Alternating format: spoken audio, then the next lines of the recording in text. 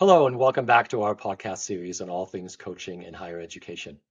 I'm your host, Tim Jansa, a certified leadership and organizational development coach and a higher ed professional of almost 20 years. One of the issues that keeps popping up in conversations, both with guests on this podcast and with friends and colleagues in the higher ed space, is the topic of burnout and working through trauma. And since I have experienced personally both as a result of a dysfunctional and toxic work environment, this is an issue I'm truly passionate about. For that reason, I'm genuinely excited to have with me a bona fide expert on this topic. Dr. Rebecca Pope Ruark is a certified professional coach and author of several books on burnout among college faculty and staff. I can't wait to find out what she can teach us about working with clients who have reached the end of their psychological tether. So let's explore how coaches can make a real difference in helping colleagues who struggle with burnout and trauma.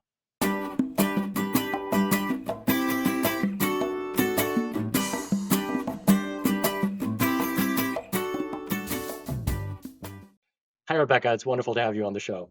Hi, Tim. Thanks for the invite. It seems to me like ever since the COVID pandemic hit higher education really hard in the spring of 2020, and at that time forced faculty and staff all of a sudden to pivot and do the things that for years they had been told that weren't possible, more and more of our colleagues are feeling stretched thin, emotionally exhausted, and disconnected from the work they may once have loved. So, from your perspective, what's driving the rise in burnout and workplace trauma amongst faculty and staff these days, and how are you seeing this show up in your coaching work? Yeah, I think COVID was definitely an instigator or a facilitator of pushing over the edge what was already there. A lot of faculty and staff were stressed out to the max anyway.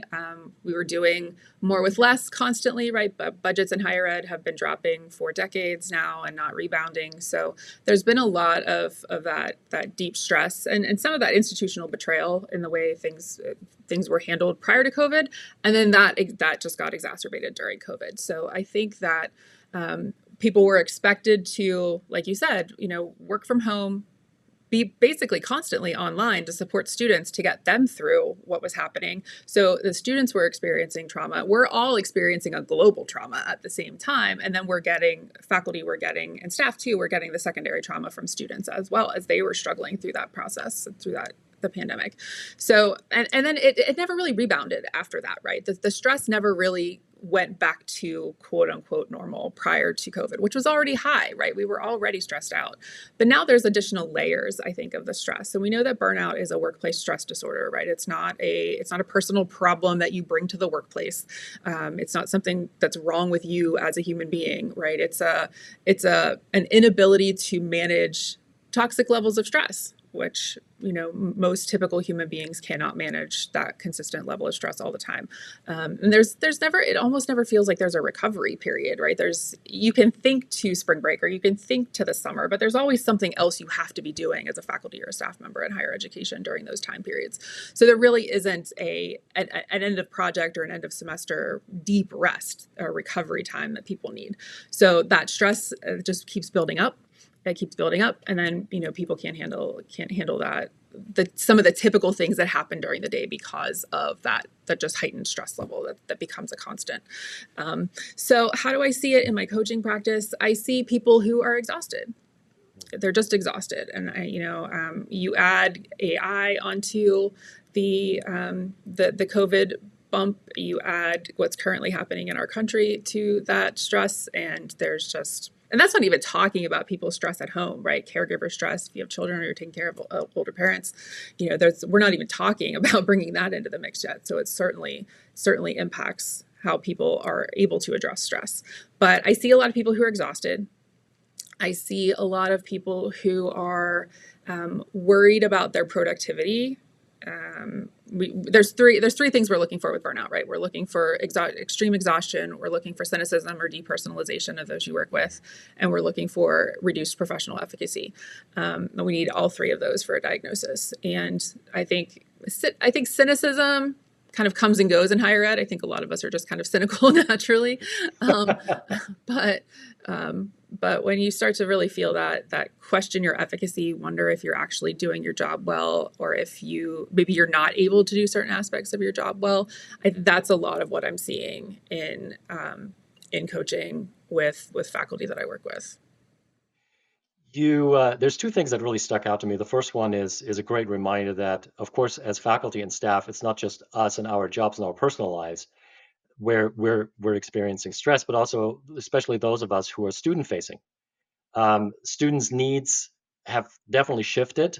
I think they've probably become a little more intense, as you mentioned. I mean, because they're all still dealing with lots of upheavals, and not just during COVID. I mean, now we're looking at AI and all the technology advances, and there's just a lot of stress.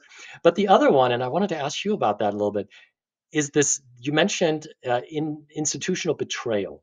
Mm. Because when I was thinking about our conversation, one thing that I have noticed, there seem to be two types, or maybe like two sides or two aspects of burnout.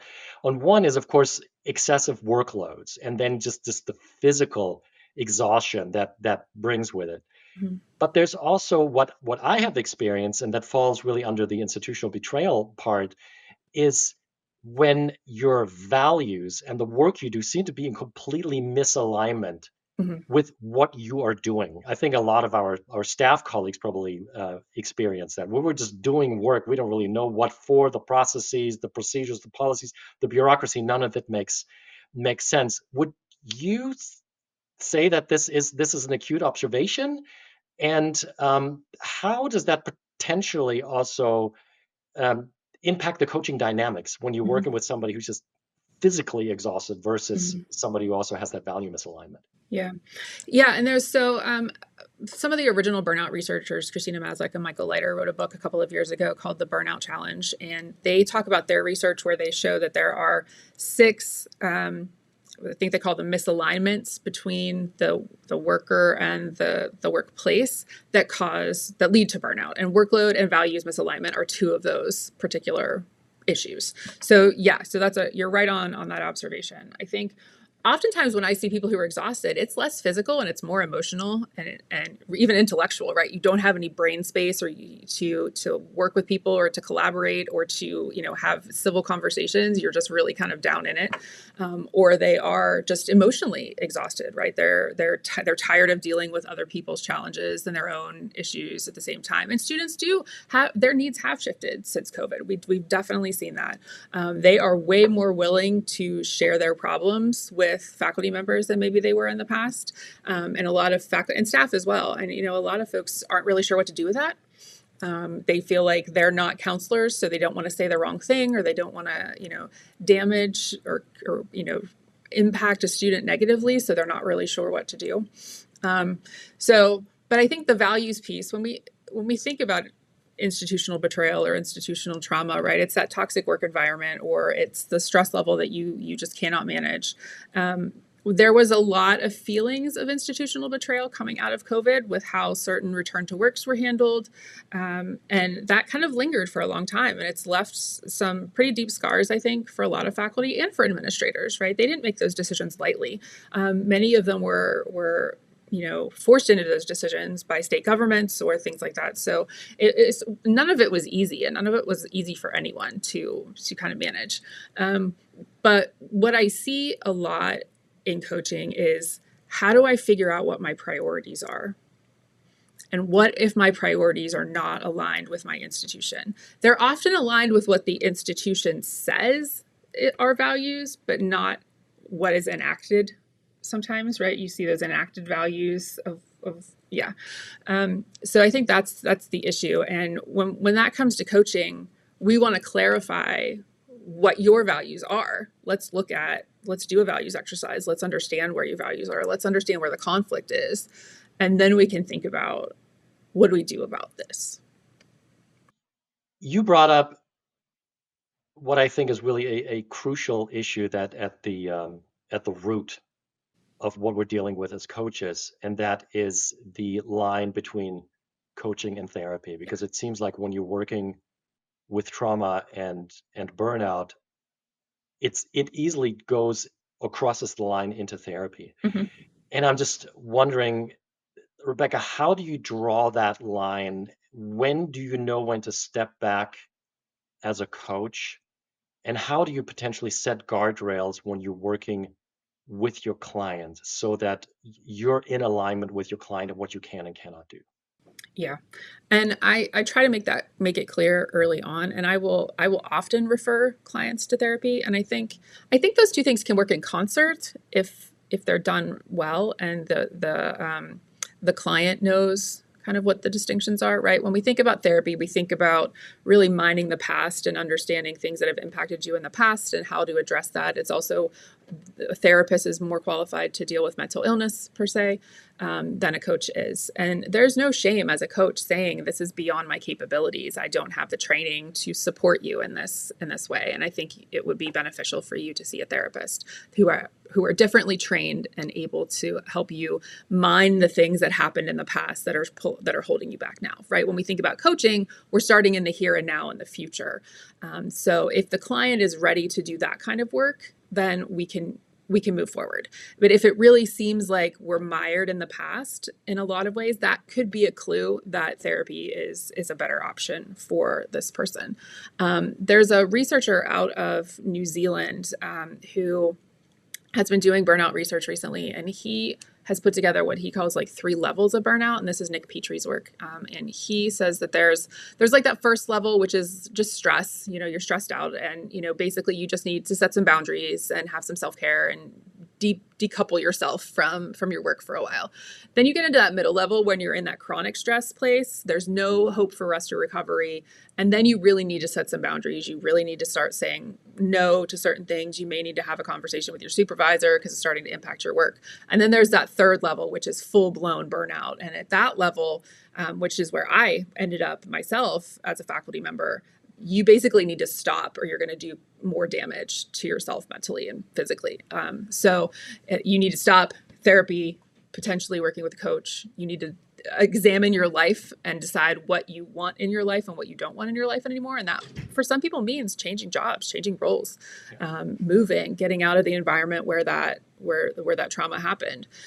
So I like Nick's version of thinking about those levels. I think it gives us a basis for saying, the first level where you're just in a period of stress, that's coaching can handle that, right? We can definitely handle that. When you start moving into the other 2 levels, definitely the third level, you're definitely more into therapy. I think therapy issues right there. So you already, touched on your personal experience. And mine, as I mentioned in the intro, was somewhat similar. I mean, of course, I was on the staff side, but I was dealing with the after effects of a reorganization gone terribly wrong. So I'm not going to go into details here. But mine was definitely at the point where I needed to leave, and that's exactly what I did. I remember that day when I talked to my spouse and I said, if I stay in this job, I can't guarantee that I won't have a complete mental or physical breakdown before the end of the year. Yeah. Um, would you care to go a little bit into your experience and your story with burnout and potential trauma? Yeah, I mean, I've talked about it before in different places. I was a tenured faculty member at a wonderful liberal arts institution focused on undergraduate education, which is exactly what I wanted to do once I knew that college teaching was something I could do and aspire to. I wanted to teach. I wanted to work with undergraduates. So I was in the place that was perfect for me in a lot of ways. But I think we often train our young academics to just think that they have to continue to push, take on more and more. They have to be leaders. They have to start something, right? So it just becomes so big that you kind of lose yourself in the work. I was working all the time.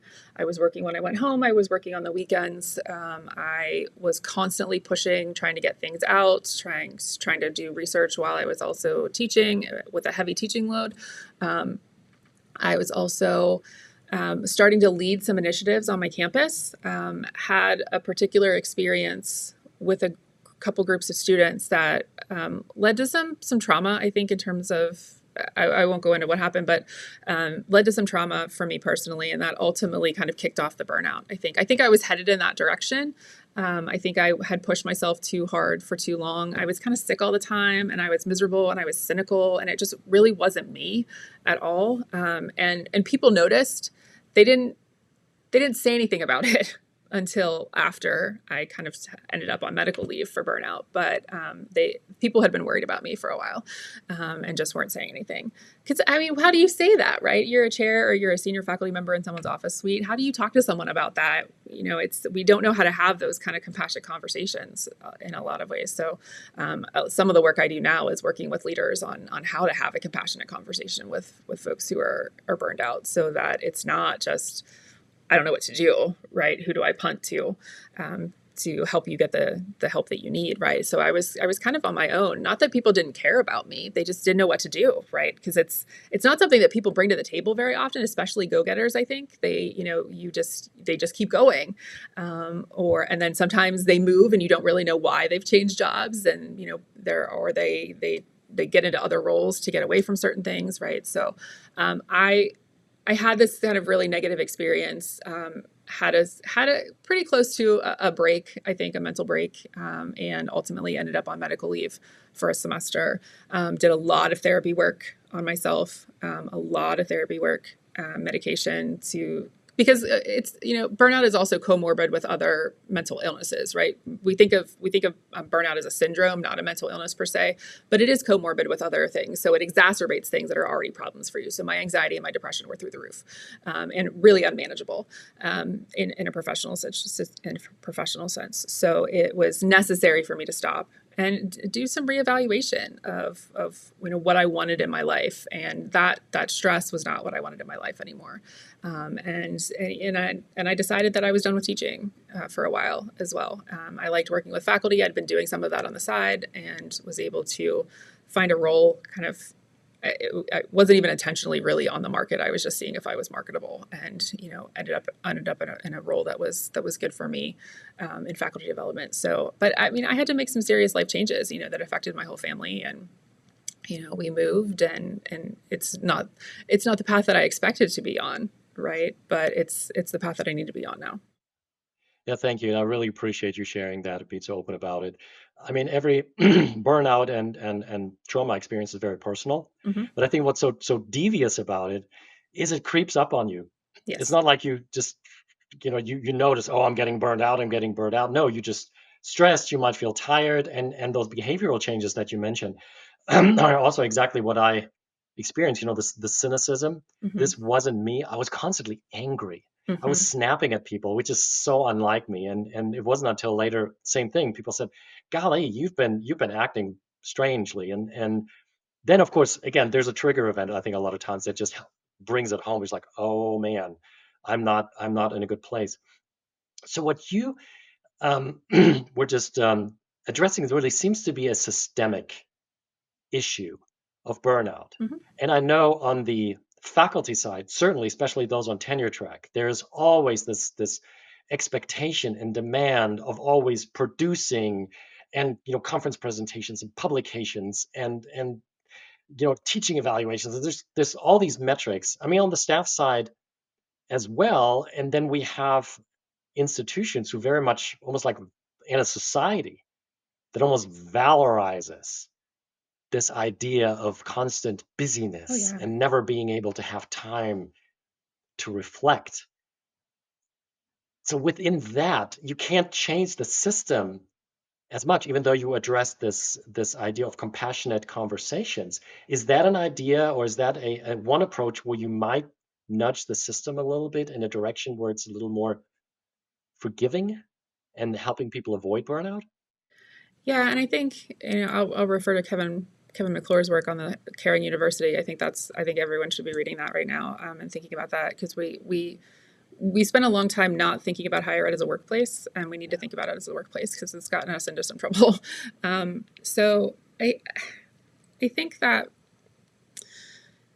yes, compassionate conversations is one way to prepare people to be empathetic, in ways that maybe we're not naturally empathetic sometimes, especially in the workplace. So how do I have that conversation? And it's, in a lot of ways, it's a coaching conversation, right? You're listening to understand, you're listening to ask good questions. What do you need in this space? What can work to address this in the short term and the long term, right? So I think all leaders should be able to have those kinds of conversations. I think burnout is a workplace problem, right? By definition, it is a workplace stress syndrome. So it's not caused by external things, although, your life outside of work can absolutely exacerbate your mental state. But it is a workplace problem. And as you said, I feel like it's a capitalism problem in a lot of ways. It's a neoliberalism problem. It just exacerbates all of that, right? So how do we start thinking about the level of work that is necessary and that is doable, but that is still fulfilling without being stressful or overly stressful, right? We want to challenge ourselves. We're academics after all, right? We like challenge, but we need to be looking for that optimal challenge space. And that is going to take a lot of work, right? That is a big culture shift. For some organizations or some institutions, maybe that means clearer promotion guidelines that, take into account work-life issues. It is more attention as strategic priorities to well-being for faculty and staff, not just for students. We spend a lot of time on well-being for students, which is great. We should absolutely be doing that.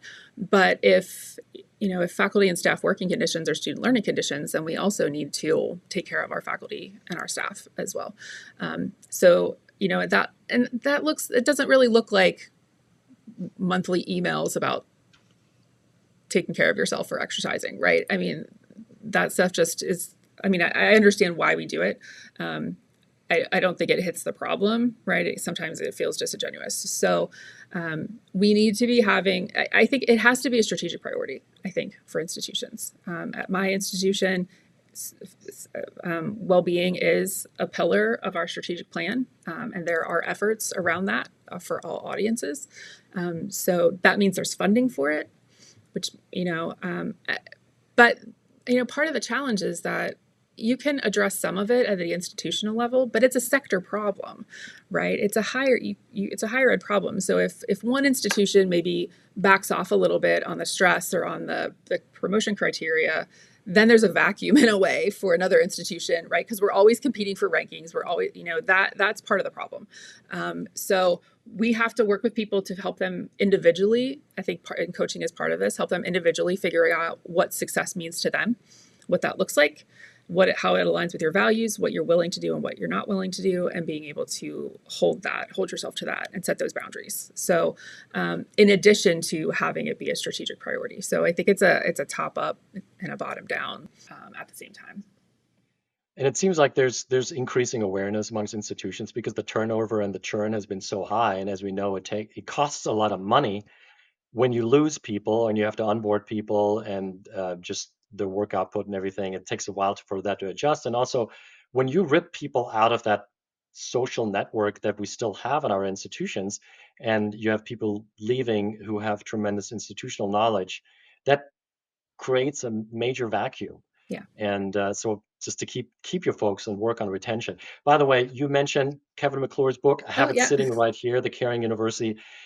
I'm not all the way through yet because every page is marked up. Mm-hmm. Yeah, it's a wonderful book. So much. It's a really good work, and Kevin is just a great guy. Yeah. Rebecca, I'm wondering, it's something that I've been meaning to ask you. Do you see a difference in working with faculty versus professional administrative staff in terms of their needs, maybe what led to the burnout, how it can be addressed or resolved? Is there something you have experienced there?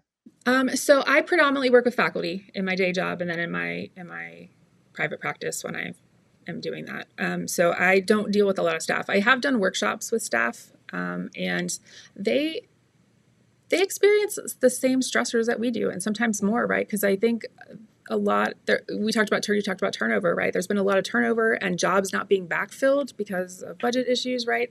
So you might be in an office that used to have 12 people and now you're down to 6, and you still have to do that work, right?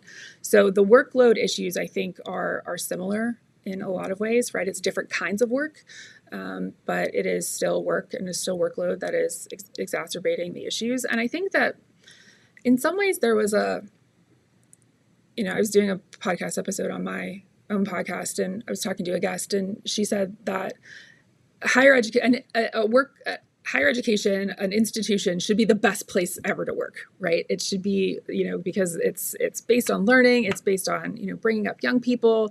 There's so many opportunities to go to lectures or hear people talk and learn about their research, and it should be the best place to work on the planet. But I think, that contract is a little broken, right? We're behind on salaries in a lot of ways. Some people will say administrative bloat is an issue, but as our institutions grow, we're at the demographic cliff, right? So I think we're all experiencing the stressors that are impacting our institutions.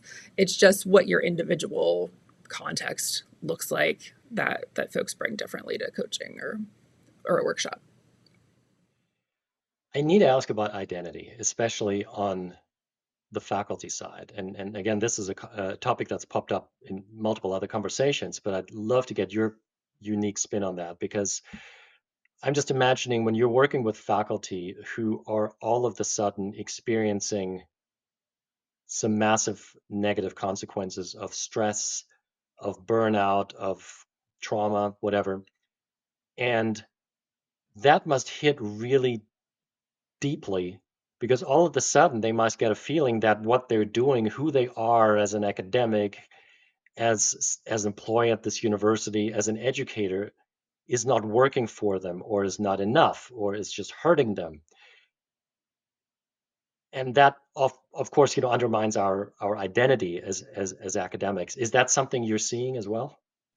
I think that that's a big part of it. I think because we're trained as if you're on the faculty side, at least, you're trained from a very early age or early stage of your career that work is pretty much everything. Your identity gets wrapped up in being a scholar or a member of a certain faculty at a certain institution, right? So you look for validation through that part of your identity, and the other aspects can very easily go by the wayside if you're not very careful about it. So when you burn out, you feel like you suddenly can't do this job well, that there's something wrong with you, that suddenly you can't hack it anymore. And I think the initial impulse is to blame yourself rather than the workplace. It's, why can't I do this anymore? What's happening? Because you're right. It's like hitting a wall. It's not, it just, you don't notice it kind of creeping up. It's like lobster in a boiling water, right? So I think that it builds until it crashes. And you can't necessarily expect the reaction that you're going to have, right? It's going to be different based on however your identity kind of is shaped in that institution. But it can feel very shameful. I think there's a lot of shame associated with feelings of burnout, because suddenly you feel like you can't hack it anymore. And what's wrong with you? You are in a place where competence and your brain is valued above all else.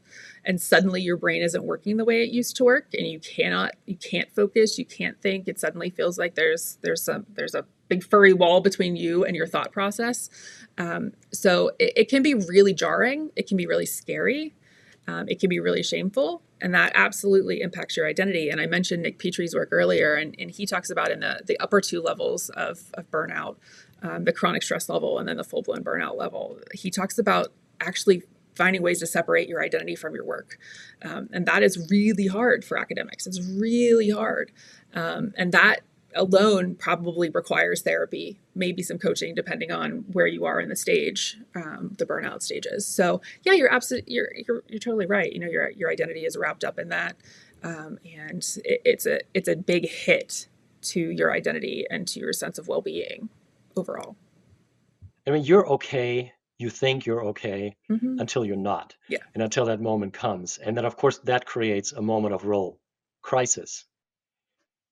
So one of the things I'm wondering, and I'm just putting myself into the role as a coach working with somebody who's suffering from burnout and trauma, because it's a moment of crisis, you're dealing with that, with the immediate intervention of helping them in that moment, dealing with that, and hopefully preventing or avoiding something even worse. But then, of course, you also, being the coaches that we are, we want to look into the future and develop some more resilience, and maybe give them some tools to that enable them to prevent this from happening again.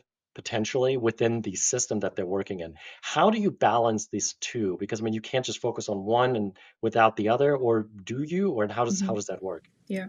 I think it depends on the client and where they are in their journey on with burnout or workplace trauma, right? So, if I was so far gone by the time I got a diagnosis that it required medical care. A coach would not have been helpful at that point, and I would have been, even if I had coaching, I would still have been in therapy multiple times a week. So, I think it depends on where the client is. I think if the client, and some clients will self-diagnose, I think at this point, there's a lot more awareness in the last 3 or 4 years about burnout and what it is and what it looks like and what to look for. So I think people are a little more open to talking about it than they were in the past. So I think that depending on where you are in the spectrum, you could still be at a place where some interventions could be useful and you might be able to kind of bring it back down. And some of that is the things we talk about for depression, or the things we talk about just for transitions, really. So it's doing values work, really understanding what your values and your priorities are, thinking about how your daily activities fit into those priorities, what does and what doesn't fit, what gives or drains you of energy, thinking about how to balance those things a little bit more. So we talk about what balance looks like, that there's no such thing as a 50-50 workplace balance, right? And we talk about seasons of life, and we talk about when it's appropriate to focus on different aspects of your life. We do some boundary work. So actually talking about what a boundary is. I think, I've been talking a lot about boundaries in my workshops lately, because I think we're often told you need to set some boundaries. But what is that? What does that even look like? What is it, right? What does that even mean to set boundaries, right? So do some work around what actually is a boundary. How do you set it? How do you actually verbalize it? Because if you don't verbalize it, then no one's going to know you have a boundary. And they will, of course, transgress it if they don't know it's there. And being able to verbalize what that boundary is, and set boundaries with yourself too. So, you have to really think about, is it serving me and my health to be checking my email at 10 o'clock at night every day? That's the easy one to start with, is, setting some boundaries around your email, setting some boundaries around the hours that you will work in a day and will not work in a day. And that doesn't mean, going cold turkey and working 40 hours and not working in the evenings or on the weekends, because that's going to stress people out more, right? You build up to what you need, and you experiment with what you need in terms of boundaries. And saying no. Saying no is another one. Learning how to say no is really challenging for academics. We're always afraid that if we say no, they'll never ask me again, or no one will ever ask me to do anything again, right? And it's not a zero-sum game, right? So learning how to say no can be really useful in this case too. So there's some basic strategies that we can be working with folks on, maybe when they're not in full-blown burnout, to help them maybe mitigate some of those issues. And then I think once you get to full-blown burnout, you're probably in therapy territory. You mentioned Kevin McClure's work earlier, and which I value very highly as well. So if you could wave a magic wand, to use a nice little coaching question, and design an institutional culture system of intervention mechanisms, what would you put into that design? How would you create an institution that would prevent faculty and staff from even getting to the point where they are experiencing burnout? What should they be looking out for, and how could they address it? What would you recommend there? Yeah, I mean, it would be a very different culture, right? It would be a very different world. In some ways, we'd have to start from zero to figure out what that looks like. I think the systems are built to do what they're doing, and they're doing it well. And that is not welcoming to everyone. That is not healthy for everyone. But it's a big machine at this point, right? So what does that look like? And I think there are some institutions that are kind of trying new approaches to what education looks like. And I think that, places like Olin and Harrisburg have done some really different things with building and new institutions. In the world that we live in, though, I think that it's really important for faculty developers and, provosts and vice provosts for faculty and faculty excellence to be having conversations about what burnout looks like. So people recognize it in themselves and in others, and then having compassionate conversations. How do you approach someone who you're concerned about, in this case, someone who may or may not be interested in having that conversation with you, and just being supportive. So I think we do a little bit of training or education on how to be empathetic, how to be compassionate. So going beyond empathy to compassion, and how to extend it as well as receive it. Because I think it's really difficult for people to often receive compassion in higher ed, because you want to feel like you're an island. You're kind of trained to feel that way. So I think if we could build more community into our workplace, I think that would be really useful. And I think coaching has a role, right? I think coaching has a place that if I can be working with people who are starting to feel like they have some of the symptoms of burnout before they get to full-blown burnout, then we can do a lot of good, supporting individuals who can then play that back to the community, right? Or engage that in the community. So they are more aware of their colleagues and their behaviors and their own behaviors and how they engage and what that looks like. And we can do more as leaders, for example, with our teams, having some education around burnout with our teams. So I think, do I wish we could get to a point in a few years where burnout wasn't an issue? Absolutely. But we live in a capitalistic neoliberal society right now. So it's not really going anywhere, unless we are proactively educating people on what to look for and how to take care of themselves in this context. As I like to say, words to live, lead, and coach by. Rebecca, this was extremely interesting. Thank you for shedding some light on a very difficult topic, of kind of putting some light on what still is considered a stigma by some, because we're just not allowed to be burned out, Absolutely. and then all of a sudden we disappear. So thank you so much for bringing some attention to this. I really appreciate your wisdom, and we will make sure to put all those resources and the scholarship that you mentioned also on the companion side. So thank you for making time to be here with me today, Rebecca. Thank you. Thank you so much for having me, Tim. And a big thank you goes to all of you, our viewers and listeners, for spending a little bit of time with us today. As always, if you enjoyed today's episode, please click the like button and subscribe to the channel. Your support means a lot. And if you're interested in more information on this episode, our guest, and today's topic, please visit our companion website at higheredcoaching.us or leadershipimagined.com/podcast. See you next time, and keep making a difference, one client and one conversation at a time.